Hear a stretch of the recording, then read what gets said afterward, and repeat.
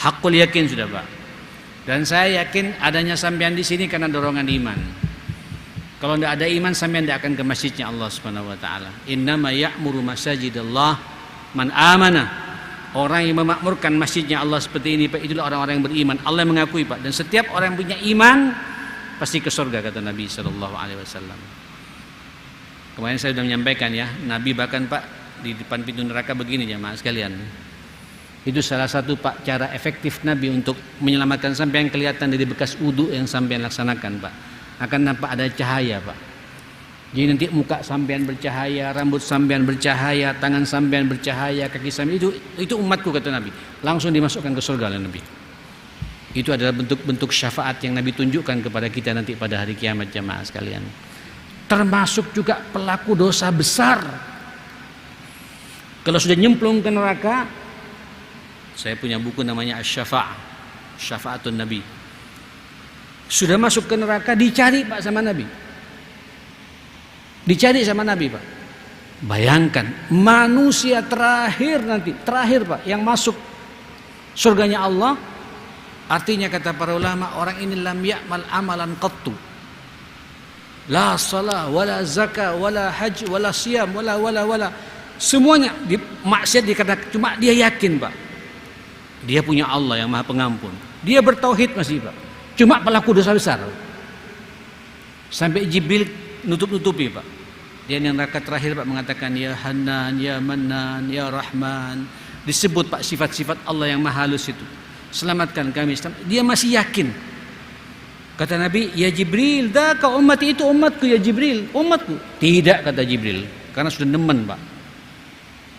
Buka ya Jibril, buka Jibril. Ternyata betul Pak.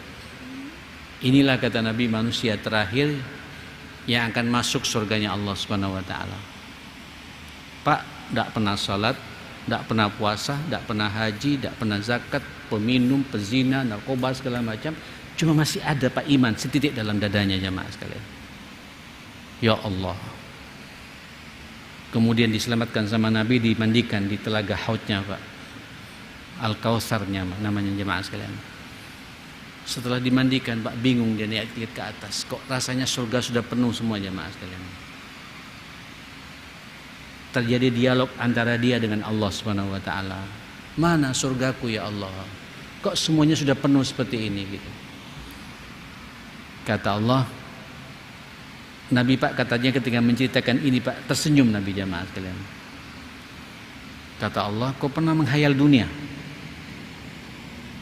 Kau pernah ngelihat nikmatnya dunia? Dia menghayal Pak. Jangan menghayal Gayung Sari Pak. Ini Gayung Sari, dunia ini Pak, globa itu jemaah sekalian.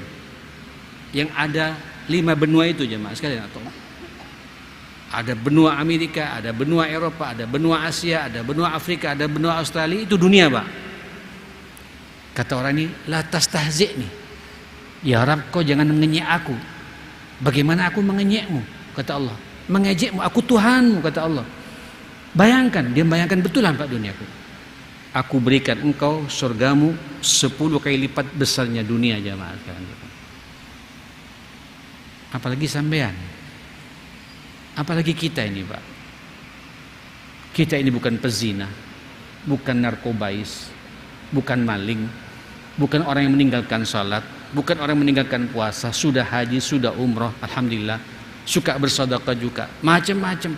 Pastilah. Cuma memang ya nanti di surga Pak, katanya kata Nabi, semua nikmat Pak. Wa kullama dakhala ahlul jannatal jannatah, ketika sudah masuk penghuni surga ke surga, semua merasa tidak ada kurangnya sama sekali Pak. Cuma ada Pak semacam apa ya? Bukan penyesalan. Ya kalau dikatakan menyesal tidak ada penyesal Pak, karena sudah masuk surga jamaah sekalian. Dia ada keinginan kuat. Apa katanya Pak? Ya Rabb, kalau boleh, karena dia melihat ke atas Pak, kok enak fulan, kok tidak sama denganku gitu. Pingin turun ke dunia Pak untuk mengucapkan apa? Subhanallahi wa bihamdihi, subhanallahil azim, terus matikan lagi Pak, masukkan ke surga. Begitu besarnya, dahsyatnya mengucapkan zikir subhanallah wa bihamdihi subhanallahil azim. Luar biasa ini ma'asyiral muslimin. Maka monggo jamaah sekalian, Ayo Pak, kita optimis akan rahmatnya Allah Subhanahu wa taala. Perbanyak sambian zikir kepada Allah Subhanahu wa taala, jaga salat dengan benar. Hablum minan nas, utama pada orang tua Pak ya, pada keluarga, pada istri, pada anak, kawal semuanya dengan benar. Ayo Pak, kita punya orientasi akhirat. Dunia ini paling kita nikmati 60-70 tahun. Lama sedikit 80 tahun Pak ya. Setelah itu ujung-ujungnya innalillahi wa inna ilaihi rajiun. Yang jadi masalah apa sanggup kita Pak ketika nanti dipanggil oleh Allah Subhanahu wa taala. Ke surga pasti ke surga. Cuma kita berharap Pak surga kita yang penuh dengan pembendaraan yang banyak dari Allah Subhanahu wa taala. Rabbana atina fid dunya hasanah wa fil akhirati hasanah wa qina adzabannar. Rabbana ighfir lana wa tub 'alaina innaka antat tawwabur rahim. Wa sallallahu ala sayyidina Muhammadin wa ala alihi wa sahbihi wasallam. Alhamdulillahi rabbil alamin. Wallahu a'lam. Masih ada waktu 8 menit. Barangkali ada yang mau dipertanyakan, monggo. Siap.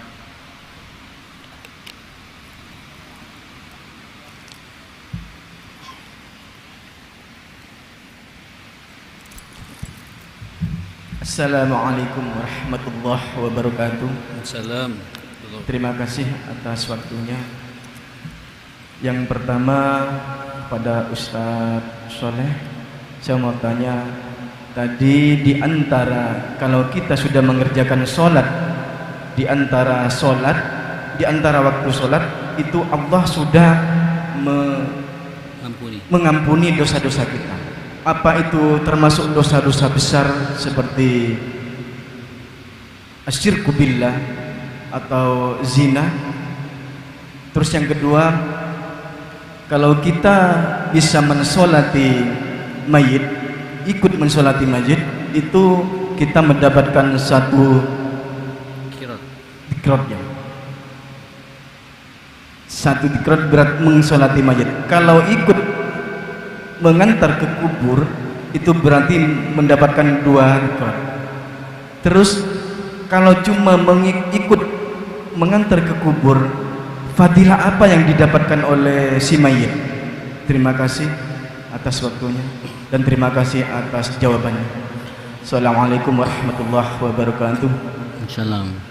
Mungkin ada di antara kita Pak, pas ingin niatnya sholat jenazah, tiba-tiba sholat jenazahnya sudah disalati, sudah kadung dibawa ke pemakaman, ikut sampai ke pemakaman.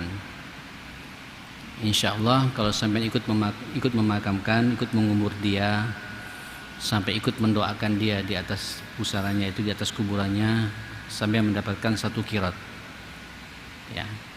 Cuma sayang kalau saya pribadi, kalau kemudian terlambat Pak, tidak bisa salat, saya salat di atas kuburannya ya. Itu tidak sekali 2 kali saya seperti itu, karena biasanya saya terus ada pengajian ngejar, tiba-tiba sudah dibawa jenazah ke alam kubur. Kemana? Ke kuburan. Saya kejar ke kuburan. Setelah selesai semua, saya ikut juga menguburkan, ikut berdoa bersama. Setelah itu orang semua pada pulang, saya ikut sholat di situ. Sehingga kita tidak ketinggalan mendapatkan dua qirat itu insyaallah. Tapi kalau cuma milih salah satunya ya dapat 1. Cuma eman ya, momennya sudah ada di situ, jenazahnya ada, kuburannya juga sudah di depan mata, kita sudah mendapatkan pahala mengantarkan 1 qirat, tinggal pahala sholatnya. Walaupun sendirian nggak jadi masalah, boleh-boleh saja seperti itu. Nah, betul pertanyaan tadi itu, antara sholat yang satu dengan sholat yang lain tentu sepakat para ulama ini adalah dosa-dosa kecil dan dosa-dosa yang menengah. Apa dosa kecil itu? Dosa lirikan nakal ya, berbohong yang tidak mencelakakan ya, maksiat mulut, maksiat telinga, dengarkan celotehan, itu insya Allah dengan sholat itu gugur dengan sendirinya. Tapi kalau kemudian kita zina, na'udzubillah, mudah-mudahan kita dijauhkan oleh Allah Subhanahu wa taala ya. Atau kita ini syirik kepada Allah, durhaka pada orang tua, suka bermain sihir, apalagi makan uang riba, ngemplang hartanya anak yatim, ya itu harus dikembalikan semua hak-haknya itu. Kalau zina ya harus taubatan nasuha. Insya Allah kita tangisi Allah, dan jangan putus asa pula. Yang penting berhenti, jangan mengulangi lagi. Ya, ketika dia sudah pernah zina, pernah narkoba, berhenti. Ini yang terakhir bagi kami ya Allah. Tidak ada yang menghalangi orang itu dengan Allah Subhanahu wa taala. Insyaallah. Hatta sampai pernah membunuh orang sekalipun. Ya, sampai minta maaf kepada keluarga besarnya, jalani hukuman yang ada, ya. Kemudian selesai keluar jadilah orang yang baik, bahkan yang kita bunuh doakan terus. Mudah-mudahan yang bersangkutan dilambangkan alam kuburnya, diterima amal salehnya, ya, diampuni semua dosanya, dimasukkan ke surganya Allah. Tiap hari doakan terus, insyaallah dosa sampean juga akan diampuni oleh Allah Subhanahu wa taala gitu. Insyaallah begitu ya. Nah, satu lagi atau sudah cukup? Baik, Satu lagi. ayo tinggal 2 menit.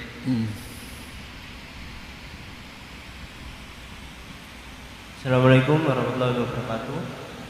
Izin bertanya, Ustaz, tentang hadis Nabi yang jika kaum muslimin disolatkan 40 orang mukmin yang tidak menyebutkan Allah itu bakalan diberi syafaat.